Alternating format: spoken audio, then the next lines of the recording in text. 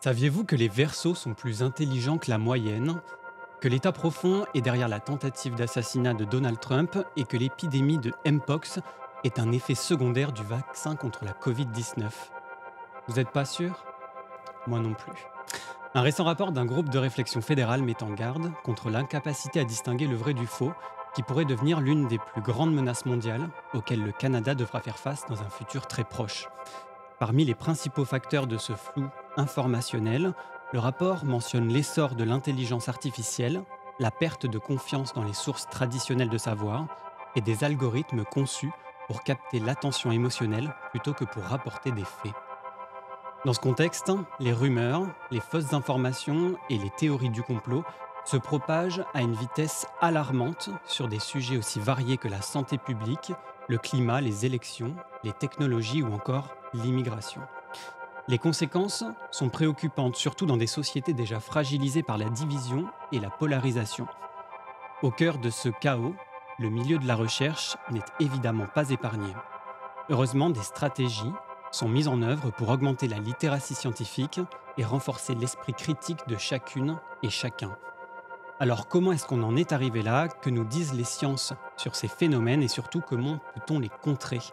Je suis Jocelyn Guillermou, vous écoutez Le Réverbère, le balado de l'Institut du Nouveau Monde et je reçois aujourd'hui Colette Brun et Pascal Lapointe.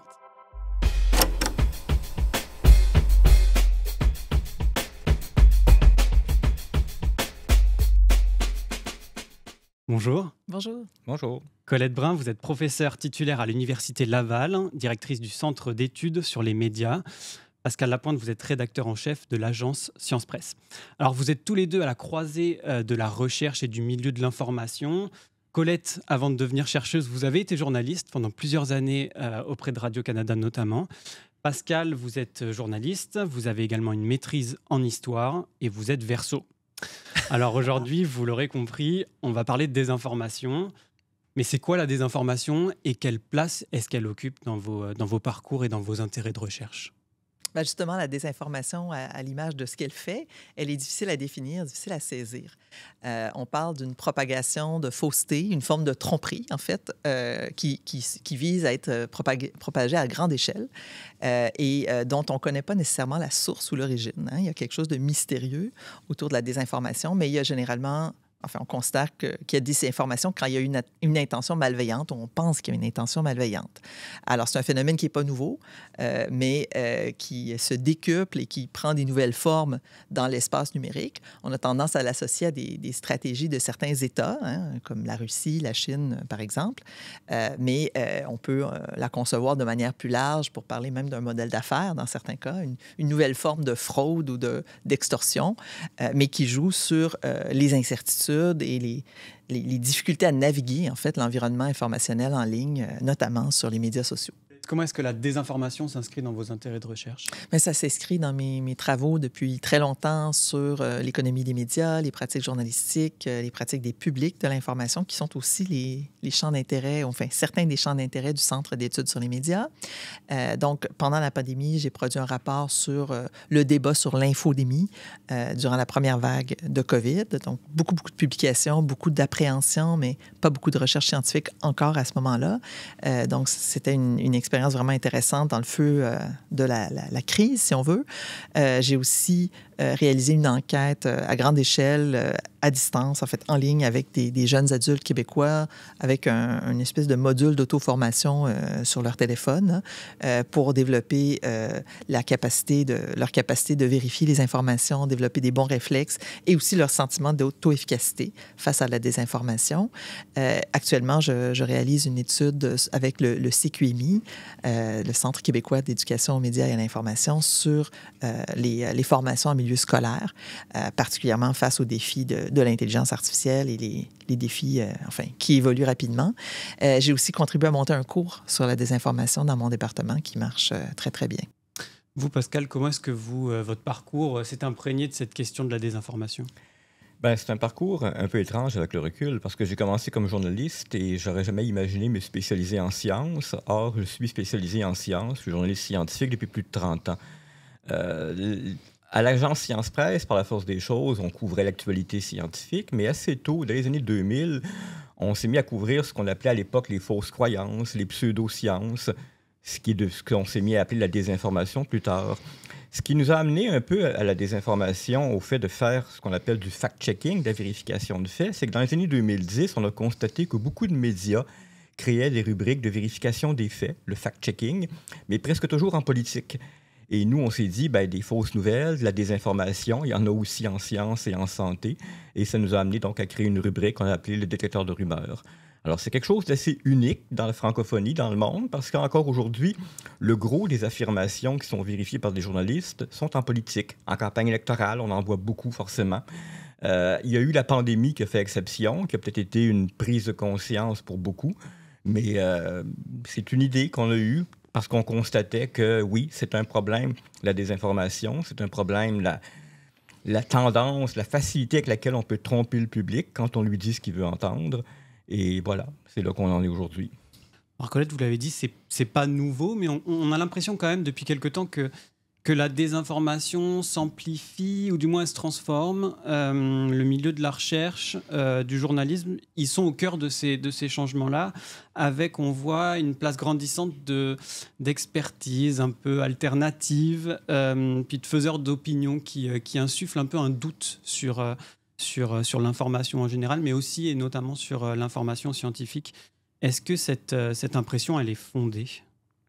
L'impression que ça prend de l'ampleur. Et que ça s'est modifié avec le temps. Oui, en fait, c'est ça, c'est que l'environnement numérique offre des possibilités. Hein? Il y a les chaînes YouTube, il y a la possibilité aussi de jouer sur les logiques des algorithmes qui font que certains contenus deviennent viraux et deviennent donc tout ce qui répond effectivement à une espèce de besoin psychologique d'être rassuré, d'avoir des solutions, des réponses simples à des questions complexes et rapidement. Alors, ces stratégies-là des informations répondent à ce besoin-là et ils trouvent cette niche-là. Donc, c'est très difficile, évidemment. Pascal et moi, on s'intéresse aussi au journalisme.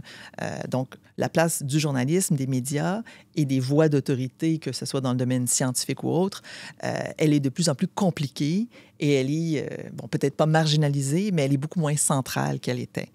Alors, il y a un bon côté à ça, c'est-à-dire qu'on ne fait pas confiance aveuglément à la science, aux scientifiques, aux journalistes, tout ça est très bien, mais il y a une espèce de relativisme là, qui s'installe, que dans le fond, l'opinion de l'un vaut celle de l'autre.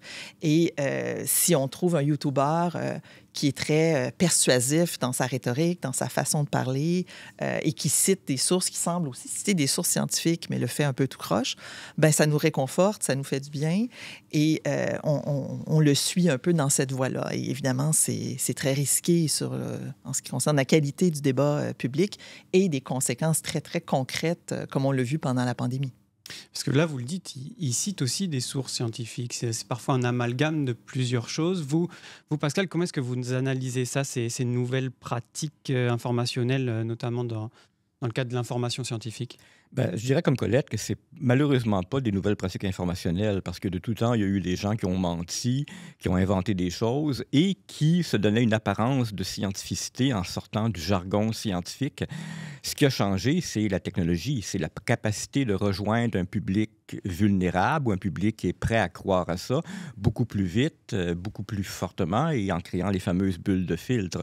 Donc, une personne qui est au départ méfiante face au vaccin, elle va recevoir tout plein de contenu qui lui dit que les vaccins sont dangereux et au bout d'un certain temps, elle va avoir l'impression que tout le monde dit que les vaccins sont dangereux. On a fait même l'expérience avec la Terre plate à l'agence Science Presse il y a quelques années. Vous cliquez sur une vidéo de la Terre plate sur YouTube et YouTube vous envoie plein de vidéos qui disent que la Terre est plate. Donc ça, c'est un élément important qui a changé et qu'il ne faut pas sous-estimer parce que la capacité de gens à mentir et à manipuler a toujours été là. La capacité de gens à y croire à cause des biais cognitifs dont Colette parlait a toujours été là. Mais aujourd'hui, on a la capacité de rejoindre avec une extrême précision la personne qui est vulnérable à un mensonge ou à une fausseté ou à une information trompeuse. Et nous, comme journalistes, on est confrontés à ça parce que on ne peut pas rejoindre chaque public, on ne peut pas micro-cibler chaque public. On est obligé des fois de faire des textes qui vont s'adresser à un public beaucoup plus large, qui vont déboulonner une fausseté, tout en sachant bien qu'on n'aura pas l'argument précis qui aurait rejoint le petit groupe le plus vulnérable à cette fausseté-là. Vous le dites, c'est la quantité d'informations aussi qui arrive, qui est frappante, mais c'est aussi la rapidité, j'imagine, Oui. de ces réseaux. On le voit avec la montée de l'information instantanée, la consommation rapide. Comment est-ce que, justement, cette accélération du temps nourrit la désinformation aujourd'hui? Ben, à mon avis, c'est l'élément le plus... C'est un peu la clé, là. C'est l'élément le plus tangible, le plus facile à voir et à percevoir et peut-être à comprendre aussi quand on en parle au public. Donc, il y a une formation qui s'adresse au grand public et aussi aux élèves qui est donnée par une organisation qui s'appelle le Centre québécois d'éducation aux médias et à l'information, et qui s'appelle 30 secondes avant d'y croire. Donc, l'idée, juste d'attendre 30 secondes avant de partager quelque chose, avant de cliquer sur like, prendre le temps de cliquer sur un lien, de lire, et pas juste réagir à une manchette, à une image. C'est... En fait, déjà, si on agit là-dessus, on a déjà réglé une grande partie du problème parce que notre consommation, notre rapport à l'information, c'est énormément accéléré. Je pense que TikTok est probablement l'exemple le plus achevé de ça en ce moment. On va peut-être trouver encore plus rapide que ça à un moment donné. Mais c'est impossible d'aller en profondeur, c'est impossible d'aller dans la nuance, dans la complexité, parce qu'on est toujours à la recherche de nouvelles informations, de nouveaux faits, de nouveaux événements, mais sans prendre le temps de les absorber, de vérifier ou au moins de s'interroger sur est-ce que ça a du sens, est-ce que c'est possible, est-ce que je peux faire confiance à cette information-là. Est-ce que du côté de la recherche, on a aussi cette question du temps qui revient parce qu'il y a une pression à publier le plus rapidement possible, parfois aussi des recherches qui sont incomplètes puis qui vont se retrouver un peu dans le domaine public et être prises alors que les résultats ne sont pas complets? Pascal pourrait répondre à cette question peut-être de manière plus indépendante. Moi, je peux répondre comme chercheuse. Donc, je ne travaille pas dans les sciences biomédicales. Là. Je fais de la recherche en sciences sociales humaines. La pression à la publication est peut-être un peu moins forte. Mais c'est vrai que le travail universitaire et le travail scientifique est aussi, comme l'ensemble des sphères du travail humain, poussé à une performance, à une productivité de plus en plus rapide. En fait, maintenant, même le travail universitaire est interpellé par toute la question de l'intelligence artificielle. Est-ce que c'est correct de rédiger un article scientifique avec ChatGPT? Il y a des gens qui le font et qui le déclarent. Alors, on voit comment cette pression-là peut effectivement être problématique. La science, en principe, c'est quelque chose qui prend du temps. On est censé pouvoir faire toutes les vérifications, être vraiment extrêmement rigoureux dans notre travail et aussi dans la vérification. Mais il y a toutes sortes de biais aussi dans le système de publication. On cherche des résultats positifs qui confirment des hypothèses plutôt que des résultats qui infirment des hypothèses ou qui soulèvent peut-être des doutes. Et toutes les ambiguïtés qu'on retrouve dans les publications scientifiques, les nuances où on dit, ça pourrait suggérer une nouvelle hypothèse, bien, souvent, ça peut être détourné dans l'espace public, surtout quand c'est des textes qui sont accessibles. Alors, c'est très bien que la science soit ouverte, que la science soit accessible, mais on peut prendre une conclusion d'une étude qui dit, il faudrait creuser cette hypothèse. Et dans l'interprétation, on peut dire, voilà une conclusion ferme. C'est pas une hypothèse, c'est une certitude.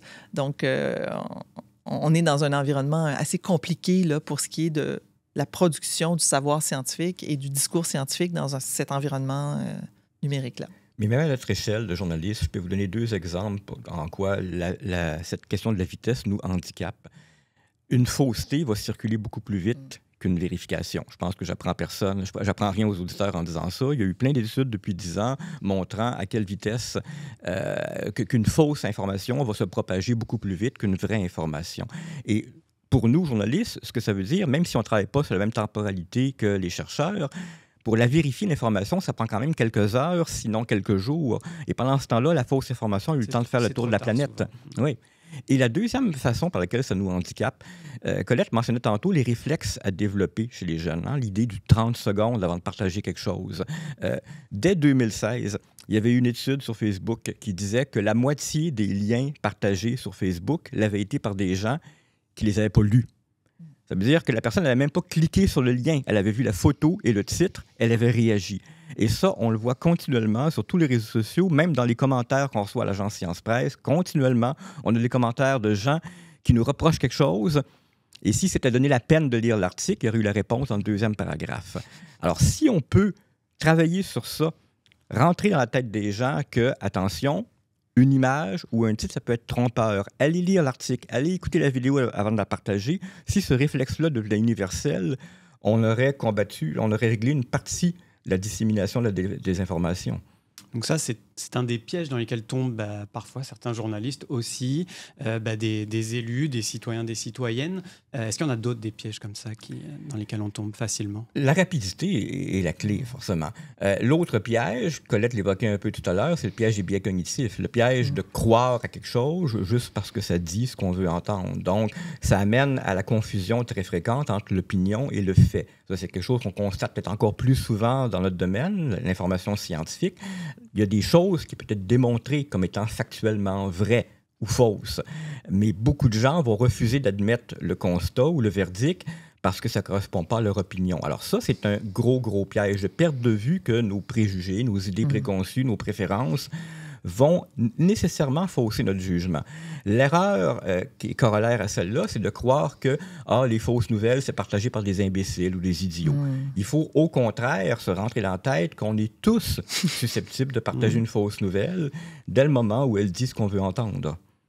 Donc, dans le fond, j'irais tout à fait dans le même sens pour dire qu'il faut cultiver un réflexe d'humilité, de doute par rapport à ses propres réflexes, ses propres certitudes.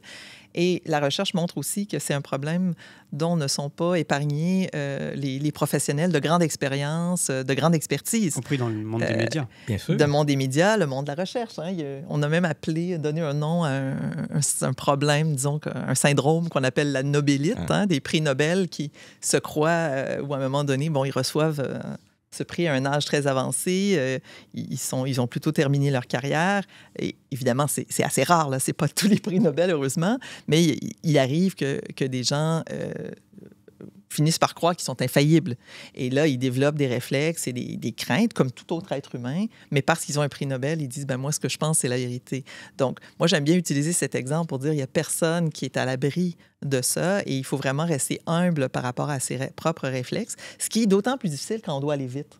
Alors, c'est cette combinaison-là qui doit être travaillée et je dirais aussi pour les journalistes et pour les scientifiques aussi, de faire confiance à l'intelligence et à la curiosité du public parce qu'on a souvent tendance à penser que ces problèmes-là, c'est parce que le public, effectivement, comme tu disais, soit les gens sont bêtes ou ils cherchent pas la qualité, ils cherchent pas la profondeur. Je pense qu'on sous-estime beaucoup la demande, ou en tout cas chez une bonne partie du public, pour une information fouillée et rigoureuse. Dans ce contexte, on voit également fleurir des initiatives quand même positives, notamment dans les écoles pour former la relève, davantage se forger un esprit critique à débusquer les fausses informations. On a parlé de votre initiative du détecteur de rumeurs. On voit aussi des journalistes se spécialiser donc, dans l'analyse, la rectification des faits, et des chercheurs aussi contribuent à la vulgarisation et à la diffusion de leur savoir dans les médias. Quelle solution est-ce que les scientifiques, les chercheurs, chercheuses, journalistes, enseignants, enseignantes peuvent apporter contre la désinformation? C'est une question qui se pose beaucoup. Il y a beaucoup d'initiatives diverses. Puis je pense que c'est bien qu'il y ait différentes choses qui se fassent dans différents domaines. Ça n'a pas besoin d'être une seule solution. Mais ce que je vois, moi, en tout cas, dans la recherche et dans les interventions, c'est beaucoup sur le court terme. Effectivement, c'est beaucoup plus facile à mesurer aussi des effets sur le court terme que sur le long terme.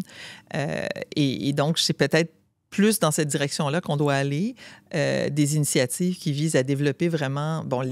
c'est sûr que là, je prêche un peu pour le genre de travaux que je fais aussi, mais qui visent à cultiver la résilience, l'autodéfense intellectuelle chez le public. Et je pense que tout va découler de ça. Si on a un public qui est curieux, qui est conscient, puis on voit quand même des indices dans les sondages, dans les pratiques même des gens sur Internet, qu'il y a une prise de conscience quand même du problème, puis de comprendre que les gestes qu'on fait, chaque clic qu'on fait contribue à façonner l'environnement numérique. Donc, de faire des choix, on parle de bonne hygiène, de bons choix numériques, et donc des initiatives qui vont dans ce sens-là et qui visent vraiment le long terme.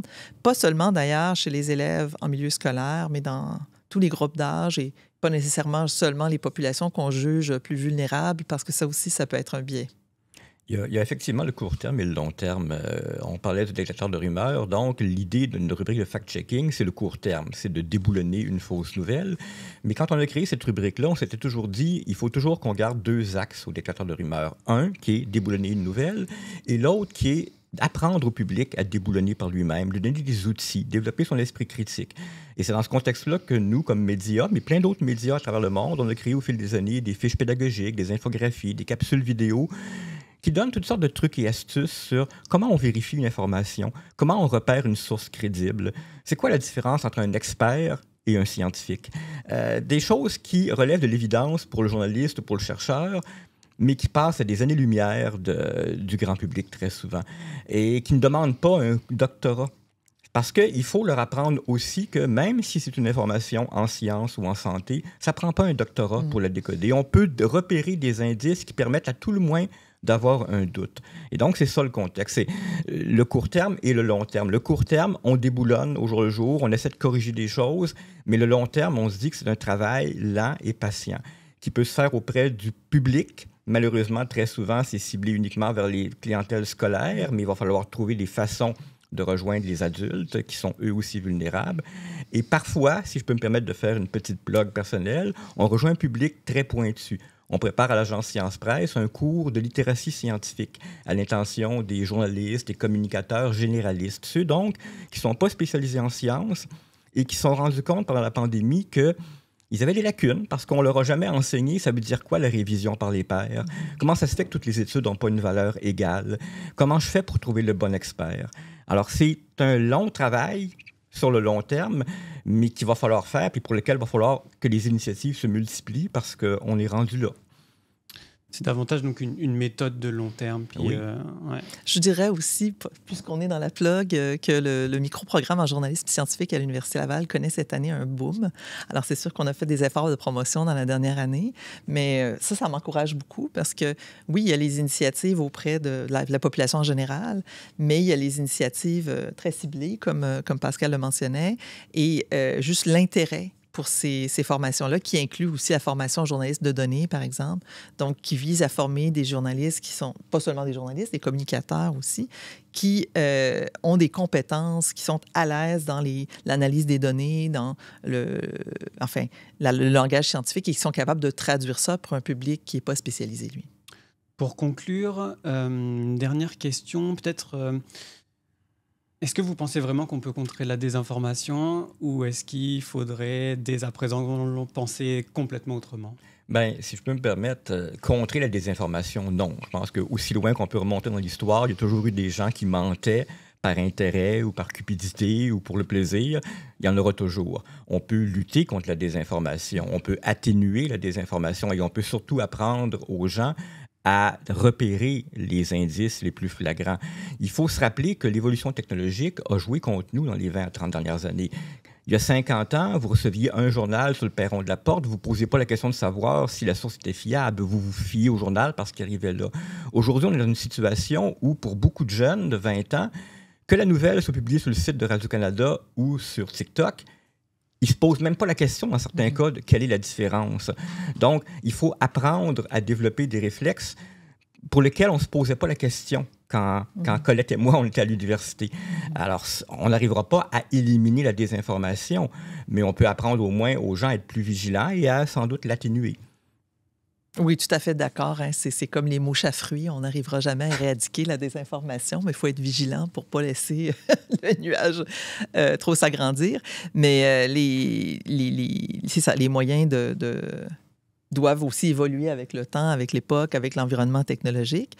Et il y a des moyens qui sont plus limités. C'est sûr qu'on peut être tenté de vouloir contrôler les messages à la source, hein, de pouvoir filtrer les messages de qualité ou les contenus, mais on est dans un régime de liberté d'expression, alors on est un peu limité en ce sens. Donc, il faut travailler un peu plus sur la capacité de la société à filtrer elle-même les contenus. Colette Brun, on n'aura pas encore réussi à savoir votre signe astrologique. C'est Poisson. Mais merci beaucoup, Pascal Lapointe. Merci également d'avoir allumé notre réverbère. Cet épisode a été rendu possible grâce au soutien du Fonds de recherche du Québec et il a été produit par l'Institut du Nouveau Monde. Les épisodes du balado de l'INM sont disponibles sur notre site internet inm.qc.ca ainsi que sur toutes les plateformes d'écoute en ligne.